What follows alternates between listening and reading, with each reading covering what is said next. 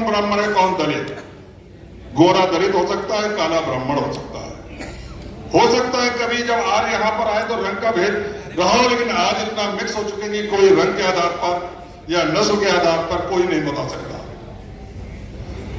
तो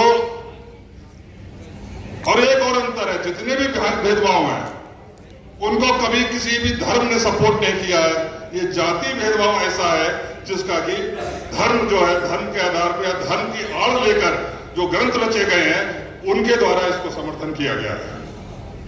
इस भेदभाव के विरोध प्रारंभ से ही विरोध होता रहा, क्रांति प्रतिक्रांति होती रही, बुद्ध के समय में हुई, मध्य युग में हुई, लेकिन हमेशा हमारी क्रांति बाद में असफल हो गई। तथागत बुद्ध ने अपना संदेश दिया था मानवता पर आधारित, और पूरा देश उनके संदेश को मानने लगा था। और कहा जाता है कि सम्राट अशोक के समय में पूरा देश बौद्ध में था, मतलब कि यहाँ की 80% से ज्यादा जनसंख्या बुद्ध को मानने वाली थी। लेकिन जब पुष्पमुक्त के समय में मनुस्मृति लिखी गई, पाराशर स्मृति लिखी गई, नारायण स्मृति लिखी गई, याज्ञवल्क्य स्मृति लिखी गई, तो बुद्ध का जो बताया हुआ संदेश फेल हो गया, मतलब उसका प्रभाव खत्म होता चला गया। क्यों? इसलिए कि तथागत बुद्ध ने यह नहीं कहा कि जो मेरा संदेश है वो ईश्वर का आदेश है। उन्होंने अपने को भी मनुष्य माना, और वहीं पर जो स्मृतियां लिखी गई उनको धार्मिक ग्रंथ देकर इतना प्रचारित किया गया कि जनता के, आम आदमी के दिमाग में भर दिया गया कि वो ईश्वर का आदेश है। अगर याज्ञवल्क्य की स्मृति में, नारद स्मृति में या मनुस्मृति में लिखा गया कि सूद वेद मंत्र सुन ले तो उसके कान में पिघला हुआ शीशा डाल दो, वेद मंत्र बोले तो जीभ उसकी काट दो, और राजाओं को यह आदेश दिया गया कि ये धर्म का आदेश है, ईश्वर का आदेश है, इसको इंप्लीमेंट करना आपका कार्य है। इसी प्रकार जब मध्य युग में निर्गुण आंदोलन आया, गुरु नानक, कबीर, संत रविदास ने उसका नेतृत्व किया। कबीर ने बोला जाति न पूछो साधु की, पूछ लीजिए ज्ञान, मोल करो तलवार का, पड़ी रहन दो म्यान। संत रविदास ने कहा बावन को मत पूजिए, जो होवे गुणहीन, पूजो चरण चंडाल के, कर गुण ज्ञान प्रिय। लेकिन ये महापुरुषों के लोग के विचार भी, उनके वचन भी बाद में समाज पर अपना प्रभाव धीमे धीमे खत्म होता चला गया, क्योंकि इन्होंने भी ये नहीं कहा कि जो मैं बोल रहा हूं वो ईश्वर का आदेश है। वहीं तुलसीदास जी ने एक ग्रंथ लिखा, रामचरितमानस, महाकाव्य लिखा, राम और लक्ष्मण रावण की लड़ाई पर लिखा, और उसमें लिखा पूजिए विप्र सकल गुणहीन, नाही शूद्र गुण ज्ञान प्रवीणा। मतलब ब्राह्मण की पूजा करिए चाहे वो कितना भी गुणहीन हो, कुछ भी करता हो, कितना भी अपराध करता हो, उसका कैसा भी चरित्र हो, लेकिन उसकी पूजा करना चाहिए। शूद्र की पूजा नहीं करनी चाहिए, उसका सम्मान नहीं करना चाहिए, चाहे वो कितना भी गुणवान हो। ढोल गवार शूद्र पशु नारी, सकल ताड़ना के अधिकारी। ये इस तरह बहुत सारे चीजें हैं। अदम जात में दूध पियावे, शिक्षा पावे, भई अही यथा अही दूध पियावे। मतलब अगर शूद्र को शिक्षा दी गई तो वो उसी प्रकार से जहरीला हो जाएगा जैसे सांप को दूध पिलाने से वो और जहरीला खतरनाक हो जाता है। इस तरह की बहुत सारी बातें लिखी गई, लेकिन वो कहाँ लिखी गई? ऐसे किताब में जिसको कि धर्म ग्रंथ कह के प्रचारित किया गया, और उसका विरोध करने की ताकत हमारे लोगों में नहीं हो पाई। उनके समर्थन में राजा खड़े हो गए, क्योंकि वो ईश्वर का आदेश माना गया। तो साथियों, स्पष्ट है कि ये जो भेदभाव है उसका मूल कारण बुद्ध ग्रंथ है, जिनको धार्मिक कह के, जिनके आधार पर इस भेदभाव को आज तक हजारों साल से अब तक पुष्पित पलवित किया जाता रहा। हम पर हमारा शोषण उसके आधार पर होता रहा। और बड़े आश्चर्य की बात है कि पहले तो हम लोग दबे कुचले थे, शिक्षित नहीं थे, लेकिन बाबा साहब अम्बेडकर का संविधान, उनके लड़ाई से जो हमें अधिकार मिले, हम तुम लिख पढ़ लिख कर बड़े बड़े पदों पर पहुंचे। हमारे तमाम डॉक्टर, इंजीनियर, टीचर, हर तरीके के लोग पहुंचे, लेकिन तमाम लोग लेख लिखे गए, लेकिन इसके तरह कि जाति व्यवस्था का मूल जड़ जो है, जो ग्रंथों में है, उन पर कुठाराघात किया जाए, उस पर चोट पहुंचाई जाए, तभी जाति व्यवस्था खत्म हो सकती है। इस पर किसी ने काम नहीं किया, और इस व्यवस्था को, जो जाति व्यवस्था का मूल है विभिन्न ग्रंथों में, उस पर आघात पहुंचाकर एक बड़ा आंदोलन खड़ा करने का काम किया है, तो हमारे माननीय स्वामी प्रसाद मौर्य ने किया है। इसलिए मैं उनका स्वागत और बार बार अभिनंदन करता हूं, और इसीलिए हम सब उनके साथ खड़े हैं। साथियों,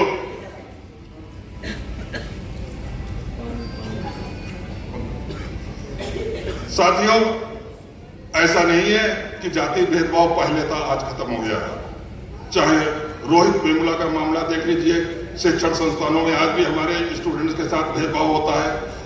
आप दफ्तरों में देख लीजिए, ऑफिसों में देख लीजिए किस प्रकार का भेदभाव है। हाथरस की घटना सबको याद होगा, किस प्रकार से एक दलित बच्ची को जिसके साथ बलात्कार किया, उसको जान से मारने का प्रयास किया गया और बाद में जब अस्पताल में उसकी मृत्यु हुई तो उसको रातों रात बिना उसके परिवार की मर्जी के उसको जिला प्रशासन ने जला दिया। और इसी प्रकार गांव में तमाम अत्याचार होते हैं, कहीं घोड़ी पे नहीं चढ़ने दिया जाता हमारे दूल्हे को। इस तरह की बातें करें तो बहुत बड़ा टाइम निकल जाएगा। कहने का मतलब ये जाति भेदभाव आज भी जिंदा है। यहाँ तक कि अभी पूर्व राष्ट्रपति रामनाथ कोविंद जब ब्रह्मा के मंदिर में गए तो उनको भी मंदिर प्रवेश करने से नहीं दिया उस समय जब वो राष्ट्रपति थे। तो आप सोचिए कि ये जाति भेदभाव क्यों है और वो आज भी है। उसका कारण यह है कि आज भी वो धर्म ग्रंथ समाज में पूजे जाते हैं जिनमें ये चौपाइयां, ये भेदभाव की बातें लिखी हुई है। अभी जब रामचरितमानस पर कोई बात हुई, ये विवाद हुआ, हमारे स्वयं मुख्य अतिथि स्वामी प्रसाद मौर्य जी ने जब अपने चौपाइयों का विरोध किया तो एक टीवी पर एक धर्माचार्य का इंटरव्यू आ रहा था। इंटरव्यू क्या, वो कहीं पर प्रवचन दे रहा था, उसमें कह रहा था कि अगर हमारे धर्मग्रंथ कहते हैं कि ब्राह्मण सर्वश्रेष्ठ है, ब्राह्मण श्रेष्ठ है, शूद्र जो है सेवा के लिए है, तो मैं कौन होता हूं उसका विरोध करने वाला? हम कौन होते विरोध करने वाले? धर्मग्रंथ तो ईश्वर का आदेश है। और सोचिए अगर धर्माचार्य इस बात को कहते हैं, वो जाति भेदभाव को ईश्वर का आदेश बताते हैं, तो जो गांव में उनके चरणों में नतमस्तक होने वाला, रोज उनकी चरण वंदना करने वाला, ऐसा अगर गांव का सामंत बैठा होगा, दबंग बैठा होगा, तो वो आपके दूल्हे को घोड़ी पर क्यों चढ़ने देगा? इसलिए अगर इस जाति भेदभाव का मुकाबला करना है तो हमें उसकी मूल में जाना होगी, उनकी जड़ों में जाना होगा और उनको प्रतिबंधित करने के लिए हमें जोरदार आंदोलन चलाना होगा, जो कि हमारे माननीय स्वामी प्रसाद मौर्य ने जी कहा है, चलाया है और कहा कि पर कटोने लगाया है। वो पूरी पुस्तक की बात नहीं कर रहे, तो उन चौपाइयों की बात कर रहे हैं। जो जाति भेदभाव, हमारे अपमान को हमें अधम और नीच कहा जाता है, उसको समर्थित करते हैं, उसे ईश्वर का आदेश बताते हैं। साथियों, यदि इससे लड़ना है तो हमें इस आंदोलन को तेज करना होगा और हम ये संभव है क्योंकि आप देखिए हमारे मुख्य अतिथि स्वामी प्रसाद मौर्य जी ने एक ओंकार भरी, उससे जो चिंगारी बहुजन समाज में आई है उसी से ही वो बौखला गए। गीता प्रेस ने पहली बार उनके ओंकार भरने के प्रभाव से नई रामचरितमानस लिखी, उसकी कापियां पब्लिश की गई, जिसमें कि ताड़न का अर्थ शिक्षा पढ़ाया। एक अलग चीज है कि उसकी व्याख्या सही नहीं कर पाते। मोहन भागवत हमारे मौर्य जी के ओंकार बनने से मजबूर हो गए, उनको कहना पड़ा कि वर्ण व्यवस्था भगवान ने नहीं बनाई, वो जो है पंडितों ने बनाई। तो अब एक चिंगारी जगाई है स्वामी प्रसाद मौर्य जी ने, हमारे मुख्य अतिथि ने।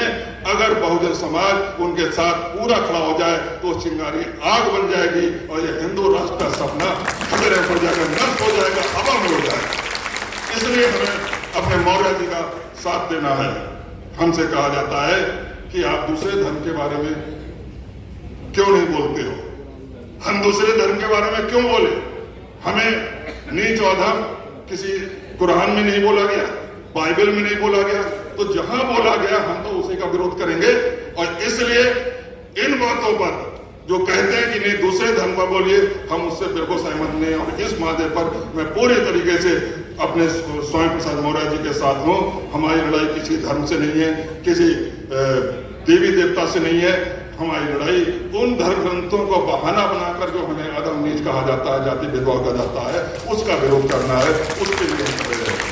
आप किसी वर्ग को सम्मानित कहते हैं, किसी जात को सम्मानित कहते हैं, पूजिए विप्र सकल गुहिना, हमें कोई प्रॉब्लम नहीं है।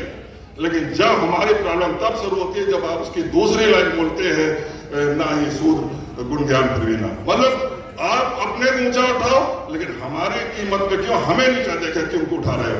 इसलिए हमें इसका विरोध करना है।